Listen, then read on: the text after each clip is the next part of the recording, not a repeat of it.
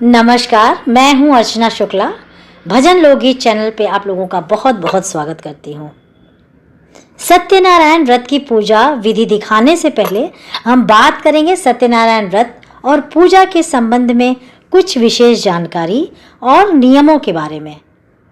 तो सबसे पहले जान लेते हैं कि भगवान सत्यनारायण का पूजन घर में किस दिन रखना चाहिए, या फिर भगवान सत्यनारायण का पूजन किस दिन करने से बेहद अत्यंत प्रसन्न होते हैं भगवान।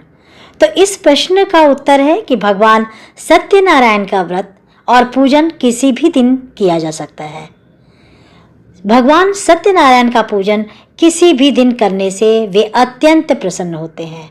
घर में कोई मांगलिक उत्सव हो, या फिर बच्चे का जन्मदिन हो, या किसी नए बच्चे ने जन्म लिया हो, या कुछ शादी हो, कोई भी खुशी का माहौल हो, तो आप जब भी प्रसन्न हो आप सत्यनारायण भगवान का पूजन अर्चन कर सकते हैं। इसके अलावा अगर आप हर महीने पूजन अर्चन करना चाहते हैं भगवान सत्यनारायण का, तो वो भी आप कर सकते हैं। इसके लिए सत्यनारायण तथा पुस्तक में ही वर्णित किया गया है कि पूर्णिमा और संक्रांति के दिन भगवान सत्यनारायण का पूजन अर्चन जरूर करना चाहिए, अवश्य करना चाहिए। इससे भगवान को प्रसन्नता होती है। तो हर महीने पूर्णिमा और एक संक्रांति अवश्य आती है हर वर्ष, और जो 12 संक्रांतियां होती हैं तब संक्रांति में या फिर पूर्णिमा आती है, भगवान सत्यनारायण का पूजन अर्चन आप आराम से कर सकते हैं। आप स्वयं भी पूजन कर सकते हैं, या पंडित को बुलाकर भी सत्यनारायण का पूजन विधिवत रूप से करवाना चाहते हैं तो वो भी अति उत्तम है, क्योंकि ना ब्राह्मणों को भोज कराने का जो है विशेष महत्व है। ब्राह्मणों को भोजन अवश्य ही करवाना चाहिए। इसके अलावा व्रत कथा पुस्तक में ही वर्णन है कि सत्यनारायण की जो कथा होती है ना, बंधु बांधवों सहित सुना और सभी परिवारजनों को निमंत्रण देने के साथ सुनना चाहिए, है ना। परिवारजनों को जो है बुलाकर कथा का आयोजन करवाना चाहिए, उनको भोजन करवाना चाहिए। महिलाएं पूर्णिमा का व्रत करती हैं तो पूर्णिमा के व्रत में भी जो सत्यनारायण का पूजन किया जा सकता है, अति उत्तम है, विशेष महत्व है। मतलब पूर्णिमा की तिथि दोस्तों, सबसे पहले इसका महत्व बहुत है, महत्वपूर्ण है। ये हिंदू धर्म सभी कलाओं से पूर्ण होता है। इस दिन भगवान शिव का भगवान शिव का प्रिय दिन माना गया है। इसी दिन भगवान विष्णु माता लक्ष्मी की आराधना का विशेश फल मिलता है। हम कहते हैं कि उस दिन पूरा दिखाई देता है चंद्रमा जो है ना, मन का कारक होता है। मन का कारक होता है, और कुंडली में अगर 2 स्थिति में नहीं है, जैसे व्यक्ति के जीवन में तमाम तरह की समस्याएं होती हैं, मानसिक परेशानी रहती है, पारिवारिक परेशानी रहती है, कार्यों में सफलता नहीं मिलता, तो इस तरह की दिक्कतों से जो है व्यक्ति रहा है, स्मरण शक्ति कम हो जाती है, रोगी हो जाते हैं ऐसे व्यक्तियों को दोस्तों पूर्णिमा का व्रत जरूर करना चाहिए। अगर चंद्रमा मजबूत स्थिति में होती है तो माना जाता है कि व्यक्ति बहुत ही दृढ़ संकल्प हो जाता है, बहुत मानसिक तौर पर सुदृढ़ हो जाता है।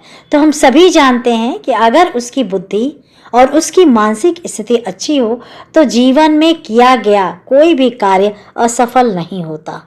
अब बारी ये आती कि पूर्णिमा का व्रत क्यों करना चाहिए हमें। तो पता है, सिर्फ इतना ही नहीं दोस्तों, साल में अगर बात करें पूर्णिमा तिथि का तो बहुत महत्व होता है। जैसे कार्तिक मास की पूर्णिमा, वैशाख मास की पूर्णिमा से माघ मास की पूर्णिमा का व्रत आप करना चाहते हैं तो आप व्रत की पूर्णिमा आने वाली है तो आप व्रत शुरू कर सकते हैं। दिन 21 साल नहीं कर सकते तो माना जितना भी कर सकते हो संख्या में उतना आप संकल्प ले लें और करना चाहिए। परंतु व्रतों का संकल्प लेना चाहिए पूर्णिमा के व्रत का, है ना, उसके बाद आप शुरू करें। आप किसी भी उम्र में आपको यह व्रत आप कर सकते हैं दोस्तों, है ना। पूर्णिमा की तिथि को चंद्रमा की, जैसे मैंने आपको बताया कि पूजा आराधना करने से माता लक्ष्मी की विशेष पूजा इसमें की जाती है, आराधना होता है, तो भगवान भोलेनाथ की पूजा आराधना भी की जाती है। पूर्णिमा तिथि सत्यनारायण स्वरूप की तिथि को भगवान विष्णु की पूजा आराधना करने से सुख, सौभाग्य, समृद्धि की प्राप्ति होती है। माँ की पूजा आराधना दोस्तों, पूर्णिमा व्रत अगर आप धारण करते हैं तो व्रत का संकल्प लेते हैं तो पूजा विधि सबसे पहले माघ पूर्णिमा व्रत से शुरू करना चाहिए।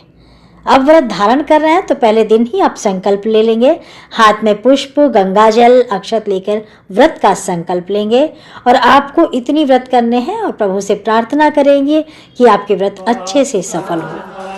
भगवान शिव की पूजा आराधना परिवार के गांव विष्णु माता लक्ष्मी की पूजा में व्रत का संकल्प लेने के बाद आप शिवलिंग का पंचामृत अभिषेक कर सकते हैं, भगवान विष्णु का अभिषेक कर सकते हैं, माता लक्ष्मी को आप प्रसन्न कर सकते हैं। पूर्णिमा तिथि को रात्रि में खीर बनाकर इसे शरद पूर्णिमा को करते हैं तो अच्छा माना जाता है। शरद पूर्णिमा का ज्यादा महत्व है। पूर्णिमा व्रत की कथा सुन सकते हैं, सत्यनारायण भगवान की कथा सुन सकते हैं। ठीक है, तो ये कहने का मतलब तात्पर्य ये है कि आप कभी भी जब आपकी इच्छा हो आप सत्यनारायण भगवान की कथा सुन सकते हैं। पूर्णमासी में पूर्णिमा के दिन विशेष महत्व है, तो पूर्णिमा के दिन अगर आप करते हैं या कई पूर्णिमा के दिन तिथियों में करना चाहते हैं तो संकल्प लेके आप सत्यनारायण भगवान की कथा कर सकते हैं, सुन सकते हैं। वीडियो में संपूर्ण जानकारी पूर्णिमा व्रत आपको कब से करना है और क्या उद्यापन करना है इसके बारे में भी दूसरी वीडियो बनाएंगे। और अगर ये जानकारी अच्छी लगी हो तो ज़रूर दोस्तों शेयर करिएगा, लाइक करिएगा, सब्सक्राइब करिएगा। बेल आइकॉन को प्रेस नहीं किया है तो बेल आइकॉन को प्रेस कर लीजिएगा ताकि नोटिफिकेशन आप तक जल्दी से जल्दी पहुंच सके। स्वस्थ रहें, मस्त रहें और व्यस्त रहें। इसी के साथ आपका दिन मंगलमय हो। धन्यवाद।